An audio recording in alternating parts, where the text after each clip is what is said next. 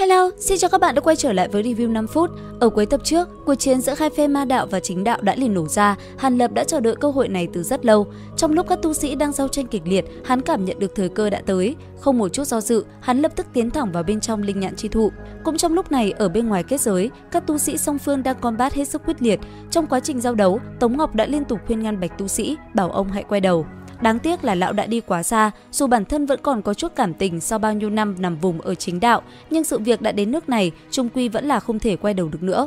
Ở một hướng khác, cuộc tranh đấu giữa Hỏa Long Đồng Tử và Thiên Sát Chân Quân lại càng kịch tính hơn. Kim quang từ kiếm khí hóa tơ của Lam tu sĩ không ngừng va chạm với ảo ảnh hình bàn tay do Thiên Sát Chân Quân huyễn hóa ra, tiếng nổ đinh tai nhức óc vang lên hết sức kịch tính.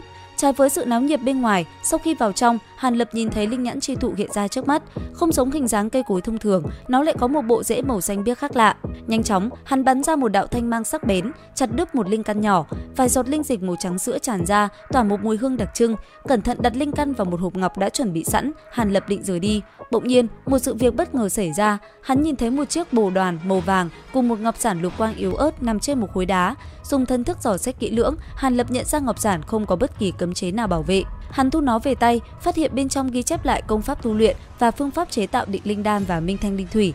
Cẩn thận sao chép lại toàn bộ nội dung vào một ngọc giản trắng của mình. Hắn đặt ngọc giản cũ về chỗ cũ, rồi tính sẽ rời khỏi hiện trường, sợ rằng các tu sĩ sẽ quay lại bất cứ lúc nào.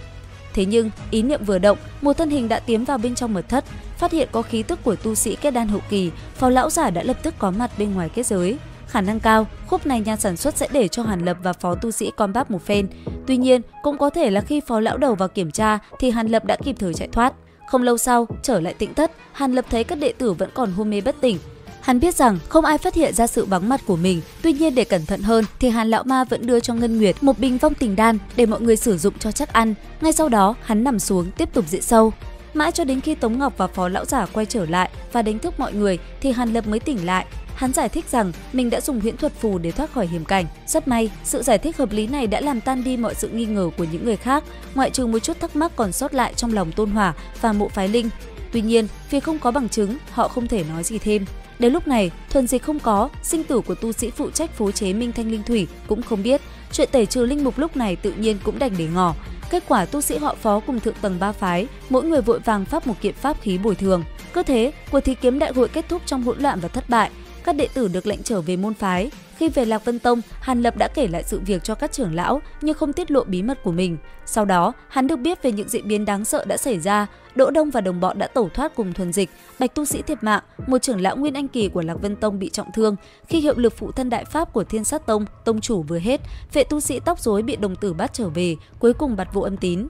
Chuyện này làm cho ba phái chấn động một phen, nhưng cũng may Thiên Đạo Minh thông qua người nằm vùng bên trong chánh ma biết được thuần dịch mặc dù được mang về nhưng không biết là số lượng quá ít hay căn bản là không có hiệu quả. Sau khi tưới qua, bộ dáng của Huyền Thiên Tiên Đằng vẫn héo rũ, không hề mảy may hồi sinh.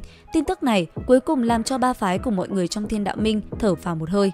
Vì nguyên nhân này mà ba phương trong lúc đó lại nâng cao đề phòng, bầu không khí vốn yên ổn hơn trăm năm bây giờ có chút khẩn trương, phảng phất lúc nào cũng có thể tái xung đột. Ở một diễn biến khác, từ sau khi trở về động phủ của mình, Hàn Lập lập tức trồng linh căn của linh nhãn chi thụ.